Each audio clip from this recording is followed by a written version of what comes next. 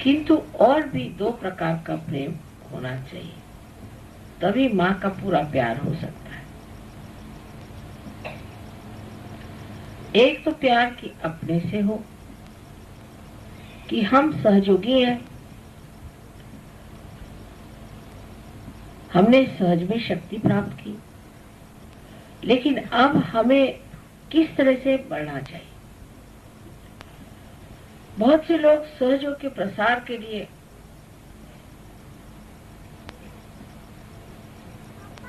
बहुत कार्य करते हैं। इसे हम कहें कि हॉरिजॉन्टल मूवमेंट, पृथ्वी से समांतर चारों तरफ फैलता हूं। वो लोग अपनी ओर नजर नहीं करते। तो जो वर्टिकल मूवमेंट है, उत्थान की गति को नहीं प्राप्त होते। बाह्य में वो बहुत कुछ कर सकते हैं, बाह्य में दौड़ेंगे, बाह्य में काम करेंगे, कार्यान्वित होंगे, सबसे मिलेंगे जुलेंगे, लेकिन अंदर की शक्ति को नहीं बढ़ाते। बहुत से लोग हैं अंदर की शक्ति की तरफ ज्यादा ध्यान देते हैं और बाह्य की शक्ति की तरफ नहीं, तो उनमें संतुलन नहीं आ पाता। और जब लोग सिर्फ बाह्य की तरफ बढ़ाने लग जाते हैं तो उनकी अंदर की शक्ति क्षीण होने लग जाती है, और क्षीण होते होते ऐसे कगार पे पहुंच जाते हैं कि फौरन अहंकार में ही डूबने लगते हैं। वो सोचते हैं कि हमने देखिए कितना सहयोग का कार्य किया, हम सहयोग के लिए कितनी मेहनत करते हैं। और फिर ऐसे लोगों का एक नया जीवन शुरू हो जाता है जो कि सहयोग के लिए बिल्कुल उपयुक्त नहीं। वो अपने को सोचने लगते हैं कि हम बड़े भारी एक अगुवा है और हमारा बहुत महत्व होना चाहिए, जैसे कि जिसे सेल्फ इम्पोर्टेंस कहा जाता है। सो वो हर जगह देखते हैं कि हमारा महत्व होना चाहिए। हर चीज में वो कोशिश करेंगे कि अपना महत्व दिखाएं, अपनी विशेषता दिखाएं, अपने को सामने करें, लेकिन अंदर से खोखलापन आते जाता। उसके बाद हठात देखते हैं कि उनको कोई बीमारी हो गई, पगला गए, वो कुछ बड़ी भारी आफत आ गई। तो फिर कहते हैं कि माँ हमने आपको तो पूरी तरह से समर्पित किया हुआ था, फिर ये कैसे हो गया।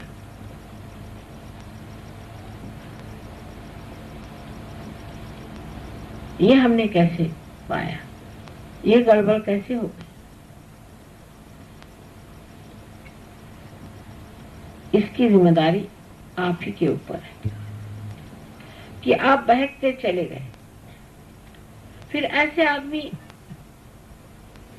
एक तरफा हो जाते, वो दूसरों से संबंध नहीं कर पाते। उनका संबंध इतना ही होता कि हम किस तरह से रोक झाड़े लोगों पर और किस तरह से दिखाएं कि हम कितने ऊंचे इंसान हैं। और वो दिखाने में ही उनको महत्व लगता है। सबसे आगे उनको आना चाहिए, सब में उनका महत्व होना चाहिए। अगर किसी ने उनका थोड़ा सा महत्व नहीं किया तो गलती हो गई। यहां तक हो जाएगा कि उसमें ये भूल ही जाएंगे वो कि माँ का भी कुछ करने का है, माँ के लिए भी कुछ दान देना है। इसी प्रकार मैं देखती हूँ कि राहुरी जैसी जगह, बंबई में हर जगह इस तरह के कुछ लोग एकदम से उभर के ऊपर आ गए और वो अपने को बहुत महत्वपूर्ण समझने लगे। फिर वहां न तो आरती होती थी, वो नसीब हमारा फोटो तो वहां रहता था, लेकिन फोटो पूछने की भी किसी को इच्छा नहीं थी। नसीब अपने फोटो नहीं लगाए, अपना ही मत, अपनी ही डींग मारना, और वो डींग मार मार करके और अपने ही को बहुत बड़ा समझ के दूसरों से अलग, किसी से कुछ पूछना नहीं, कुछ नहीं, हम करें। फिर झगड़े शुरू हो गए। झगड़े शुरू होने पर ग्रुप्स बन गए, क्योंकि जिस सूत्र में आप बंधे हुए हैं वो आपके माँ का सूत्र है, और उसी सूत्र में अगर आप बंधे रहे और पूरे समय ये जानते रहे कि हम एक ही माँ के बच्चे हैं, ना हमें कोई ऊंचा ना नीचा, न ही हम कोई कार्य को करते हैं और ये चैतन्य ही सारा कार्य करता है, हम कुछ करते ही नहीं है। ये भावना ही जब छूट गई और ये कि हम इतने बड़े हैं, हमने ये किया, दूसरा का हमने ये किया, हम ये करेंगे, हम वो करेंगे, तब फिर चैतन्य कहता है अच्छा तुझे जो करना है कर, जहाँ जाना है जा, जाना है तूने नर्क में जा, तुझे अपने को मिटा लेना है अपने को मिटा ले, अपना सर्वनाश करना है वो भी कर ले, जो तुझे करना है तू कर, वो आपको रोकेगा नहीं, क्योंकि आपकी स्वतंत्रता वो मानता है। आप स्वर्ग में जाना चाहे तो उसकी भी व्यवस्था है, और नरक में जाना चाहे तो उसकी भी व्यवस्था है। पर सहयोग में एक और बड़ा दोष है, एक बहुत बड़ा दोष है कि हम एक सामूहिक विराट शक्ति है, हम अकेले अकेले नहीं हैं, सब एक ही शरीर के अंग प्रत्यंग है। उसमें अगर एक इंसान ऐसा हो जाए या दो चार ऐसे हो जाए जो अपना अपना ग्रुप बना ले, तो जैसे कैंसर की मैलिग्नेंसी होती है कि एक सेल ही बढ़ने लग जाता है, ऐसे ही एक आदमी बढ़ करके और सारे सहयोग को ग्रस्त, और हमारी सारी मेहनत व्यर्थ जाती।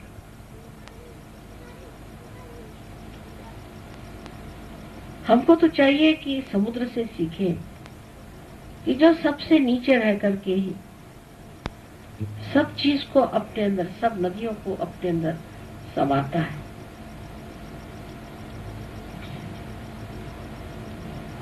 और बगैर समुद्र के तो ये सृष्टि चल नहीं सकती। और अपने को तपा करके, बांध बना करके सारी दुनिया में बरसात की सौगात भेजता है। उसकी जो नम्रता है वही उसके गहराई का लक्षण है,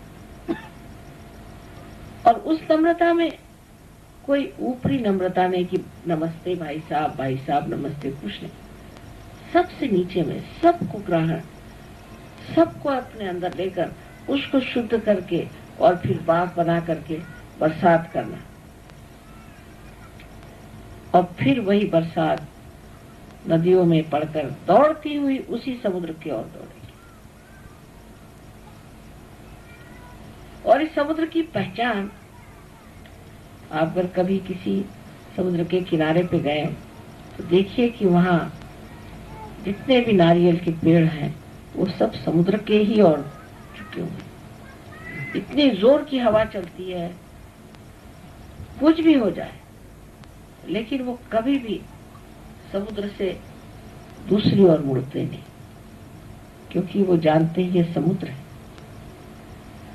इस समुद्र के समान ही अपना हृदय विशाल तब होगा जब हमारे अंदर अत्यंत नम्रता और प्रेम आ जाए।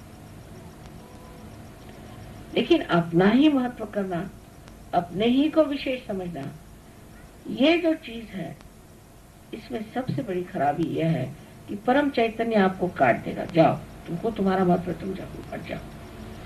और फिर जैसे कि कोई नाखून काट के फेंक देता है, इस तरह से आप एक तरफ फेंक जाएंगे, जो मेरे लिए तो बड़ी दुखदायी बात होती है। और ऐसे दो चार लोग जो निकल आए, जो सोचते हैं हम बहुत काम करते हैं, हमने ये कार्य किया, हमने वो कार्य किया, उनको फौरन ठंडा हो जाना चाहिए और पीछे हट करके देखना चाहिए कि हम ध्यान करते हैं, हमारा ध्यान लगता है, हम कितने गहरे हैं, और फिर हम किसको प्यार करते हैं, किस किस को प्यार करते हैं, कितनों को प्यार करते हैं और कितनों से दुश्मनी लेते हैं। सहयोग में कोई लोग बड़े गहरे बैठ गए, बहुत गहरे आ गए, इसमें कोई शंका नहीं, और बहुत से अभी भी किनारे पे ही डोल रहे, और कब वो फिर जाएंगे कह नहीं सकते, क्योंकि मैंने आपसे पहले ही बताया है कि 1990 साल के बाद एक नया आयाम खुलने वाला है, और एक छलांग आपको मारनी होगी, जो आप इस माहौल से उतर करके और उस नई चीज को पकड़ लें। जैसे कि चक्का है, जब घूमता है तो एक बिंदु पे आकर फिर आगे सरक जाता है। इसी प्रकार सहयोग की प्रगति भी सामूहिक होने वाली है, और इसमें टिकने के लिए पहली चीज हमारे अंदर पावित्र होना चाहिए, जो नम्रता से भरा। वैसे तो दुनिया में लोग आपने देखे हैं कि जो अपने को बड़े पवित्र समझते हैं और सुबह शाम संध्या करते हैं और किसी को छूने नहीं देते, ये खाना नहीं खाएंगे, वो आएगा तो उसको कहेंगे तुम दूर बैठो, वो किसी ने छू लिया तो उनकी हालत खराब। ये पागलपन। अगर आप एकदम स्वच्छ हैं, एकदम आप पवित्र हैं, तो आपको किसी को भी छूने में, किसी से भी बात करने में कभी अपवित्रता आ नहीं सकती, क्योंकि आप हर चीज को ही शुद्ध करते, आपका स्वभाव ही शुद्ध करने का, तो आप जिससे मिलेंगे उसी को आप शुद्ध करते ही जाएंगे। उसमें डरने की कौन सी बात है, उसमें किसी को कंडेम करने की कौन सी बात है, उसके लिए कानाफूसी करने की कौन सी बात है। तो ये तो लक्षण एक ही है कि आपकी स्वयं पवित्रता कम है। अगर आपकी पवित्रता संपूर्ण है तो वो पवित्रता में भी शक्ति और तेज है, और वो इतना शक्तिशाली है कि कोई सी भी अपवित्रता को वो खींच सकता है। जैसे मैंने कहा कि हर तरह की चीज समुद्र में पूरी तरह से एकाकार हो जाती है। अब दूसरे लोग हैं कि जो सिर्फ अपनी ही प्रगति को सोचते हैं। वो ये सोचते हैं कि हमें दूसरे से क्या मतलब, हम अपने कमरे में बैठकर माँ की पूजा करते हैं, उसकी आरती करते हैं, उनको हम मानते हैं और हम चाहते हैं कि हमारी उन्नति हो जाए, हमें दुनिया से कोई मतलब नहीं।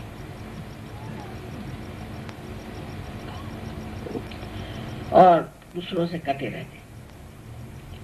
ऐसे लोग भी बढ़ नहीं सकते, क्योंकि आप शरीर के एक अंग प्रत्यंग है। समझ लीजिए एक उंगली ने अपने को बांध लिया और कहेगी कि नहीं मैं किसी से और मतलब नहीं मेरा, मैं अलग से रहूंगी, ये तो उंगली मर जाएगी, क्योंकि इसमें रक्त कहाँ से आएगा, इसमें नस कैसी चलेगी, इसमें चेतना का संचार कैसे होगा। ये तो कटी हुई रहेगी, ये तो छूटी हुई रहेगी। आप एक बार उंगली को बांध के देखिए और 5 दिन बांधे रखिए, उसके बाद आप देखिए कि उंगली काम ही नहीं करेगी, आप किसी काम की नहीं रह जाएगी। फिर आप कहेंगे माँ मैं तो इतनी पूजा करता हूँ, मैं तो इतने मंत्र बोलता हूँ, मैं तो इतना कार्य करता हूँ, फिर मेरा हाल ऐसा क्यों है? क्योंकि आप विगलित हैं, आप हट गए, उस सामूहिक शक्ति से आप हट गए। सहयोग सामूहिक शक्ति है। इस सामूहिकता से आप जहाँ हट गए वहीं पर आप अलग हो गए उस सामूहिक शक्ति से। दोनों ही चीज की तरफ ध्यान देना है कि हम अपनी शक्ति को भी संभालें और सामूहिकता में रचते जाएं,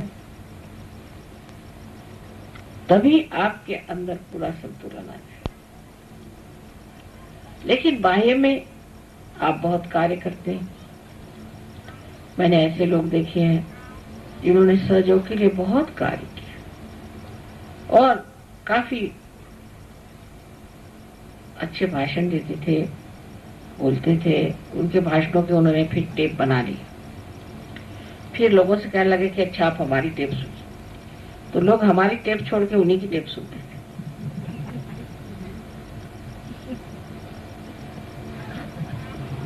और उनका यह हाल था कि जैसे अभी हम बैठे हैं तो वो हमारे फोटो को तो नमस्कार करेंगे, हमें नहीं करेंगे, क्योंकि उनको फोटो की आदत पड़ी। हमसे उनको कोई मतलब नहीं, वो फोटो से मतलब। ऐसे ऐसे विक्षिप्त लोग हमने देखे। फिर उन्होंने अपने फोटो छपाए और फोटो सबको दिखा रहे हैं कि हम ऐसे, हम वैसे, हम वैसे। इस तरह से अनेक तरीके से वो अपना ही महत्व बढ़ाते रहे। करते करते ऐसे गड्ढे में गिर गए अनायास, उनके समझ में नहीं आया और एकदम पता हुआ कि छूट गए सहयोग से, कहीं भी नहीं। लोग मुझे कहते माँ ये तो बड़े लीडर थे, वो तो इतने ये थे। हाँ थे तो सही, लेकिन वो गए कहाँ? गए क्या करें? एकदम काफुर हो गए। कहाँ बताए कैसे? तो ऐसे लोग क्यों निकल गए? क्योंकि संतुलन नहीं। और जब संतुलन नहीं रहता है तो आदमी या तो लेफ्ट में चला जाएगा, राइट में चला जाएगा। और जैसे मैंने बहुत बार कहा है कि दो तरह की शक्तियां हमारे अंदर हैं, जिससे कि हम सहयोग की ओर खींचते भी हैं, और दूसरी शक्ति जिससे हम बाहर फेंके जाते हैं। जैसे एक रस्सी में अगर आप पत्थर बांध कर घुमाएं तो पत्थर घूमता रहेगा जब तक रस्सी से बंधा है, और जैसे रस्सी से छूट जाएगा एकदम काटकोण में, टेंजेंट में फेंका जाएगा। इसी प्रकार बहुत से लोग सहयोग से निकल जाते हैं। तब फिर लोग कहते हैं माँ देखिए सहयोग में बहुत लोग कम हो गए। मैं क्या करूं?